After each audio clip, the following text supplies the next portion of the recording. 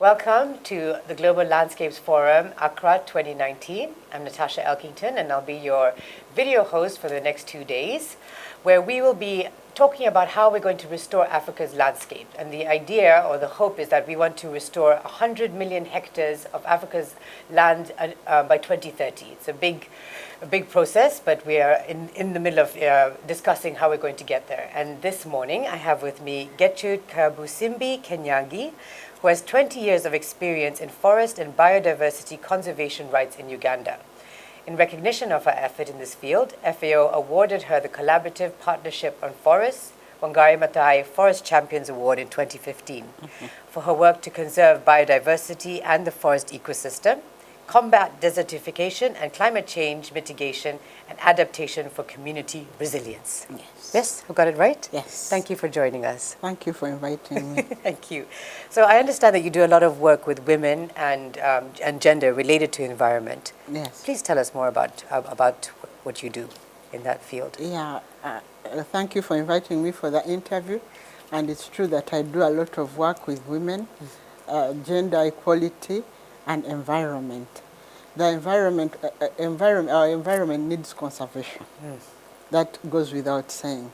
And conservation of our environment is an important, gender considerations in conservation of our environment is an important subject. Because women and men have not been awarded equal opportunities. We work in a patriarchal society where men are handed all the power and women are not participating in decision making.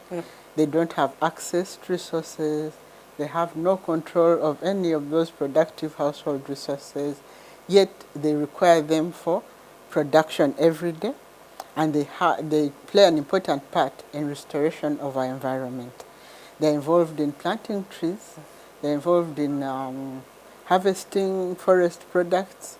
They're involved in growing crops.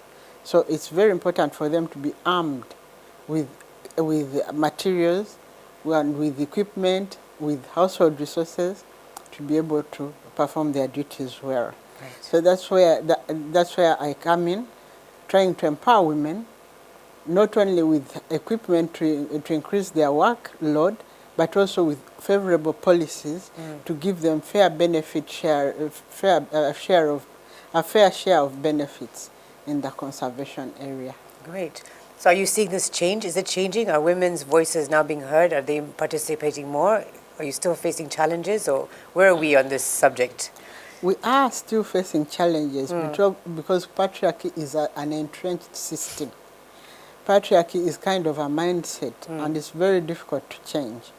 While there's a lot of change in the policy arena, policy, legal, institutional frameworks are made gender sensitive now. It's not percolating to the bottom where the rubber hits the road. Right. In practice, women are still marginalized. Women still lack access to productive resources and are not participating as much as they should in decision making. So what needs to change to move this? A lot has got to change.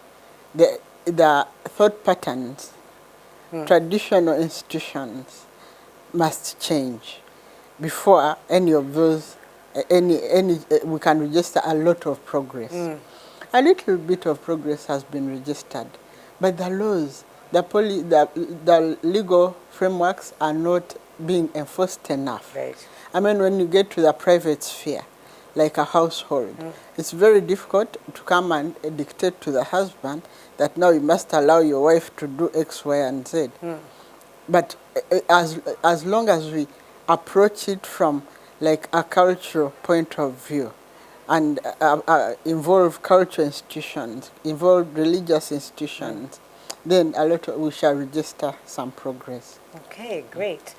And then you're also the observer for Africa on the climate investment funds for forest investments. Yes. Please tell us more a bit about that. Yeah, the climate investment funds were set up by the World Bank. Okay. It's the only climate investment, it's the only climate finance that is outside the UNFCCC. Okay. United Nations Framework Convention for Climate Change. Right.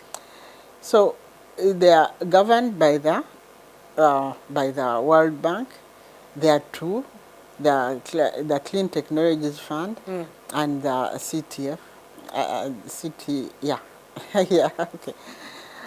And those, they address forestry, they address energy, they address, everything that's to do, that is accused of depleting our environment and precipitating climate change. Okay.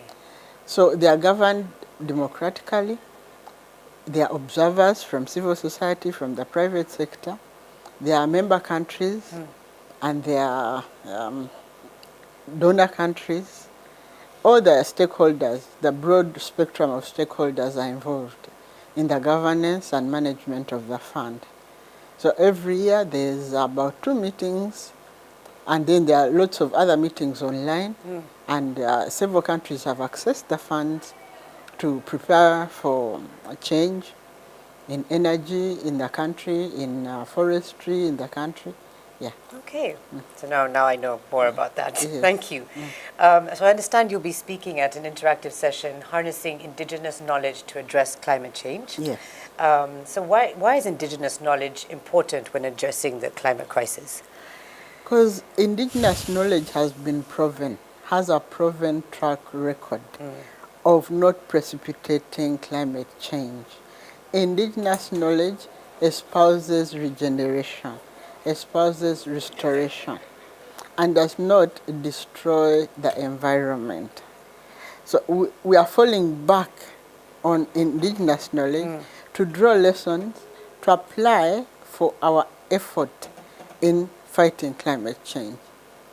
So indigenous knowledge is nothing new. That's why it's called indigenous knowledge. Right. So after our quest for solutions, we've suddenly realized that we've got to look back to where it all began and find indigenous knowledge and find and document it. Do research,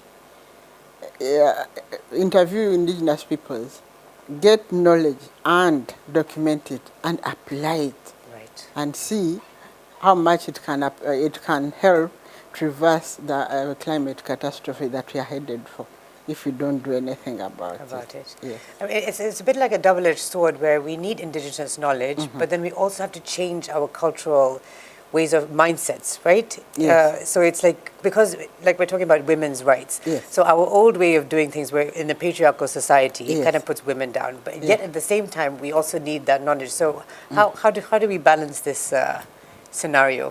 Well, it's a deliberate move on the part of every person. Every one of us has got to be the change we want to see. Right. Because we are all going to be affected, whether we like it or not, whether we have money or not, whether we are poor or not. When the climate catastrophe finally reaches the apex, we are all going to be affected. So we must make decisions now. We must cut back on several demands that we are making and revert to what we used to do in the past, or what our parents or grandparents used to do. It doesn't cost anything to live simple, to live simple lives and to consume less and to be careful, not to use like plastic cups, for instance, to use biodegradable materials, to drink from biodegradable materials, and maybe not even to drive so much, It may not be necessary to drive guzzling vehicles. They are getting bigger and bigger and bigger, without mentioning brands, but I've seen so many that are getting bigger and are fuel guzzling.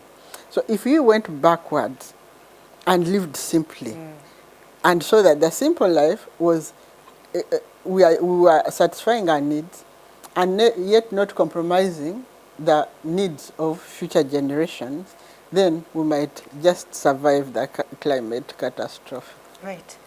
And just for my final question, we're here at the Global Landscapes Forum in Accra, where we're connecting, grassroots, indigenous communities, women, youth, with scientists, donors, business. Do you think this is important to have these conferences important in terms of pushing the climate agenda and action forward? Yes. I feel that it's important to have these conferences. as long as what we get, the recommendations we get out of the conferences can be put into action. Right. Our policy is as good as its implementation. If we make recommendations and still do not put them into action, then we are not doing anything. So as long as we sit here, two heads are better than one, and make conversation and arrive at positions and then go with a commitment and put them into action, then it's important to have these conferences. But if we don't put them into action, then we might as well not come for the conferences, because we are just being tourists, or we are adding to the climate catastrophe by flying so much, you know. Yes, exactly. Yes. Well, I thank you very much for your time. Thank you. And for joining us. I don't know if there's anything else I didn't ask you that you feel is important to share about what you do and the situation we're in.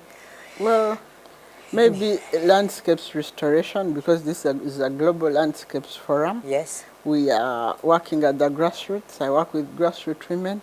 We plant trees. That's what we awarded that prize for, the Wangari Maathai Prize. We plant trees. We do regenerative agriculture. And we are trying to lead by example. We are trying to inculcate a spirit of responsibility in the young generation. Our children who are not biologically ours, but within our community, and showing them that it's okay to have a degree and also work in the soil. Right. Yeah. Yeah. That you don't have to, you know, that you can have a comfortable house with all the facilities without breaking the bank and putting up a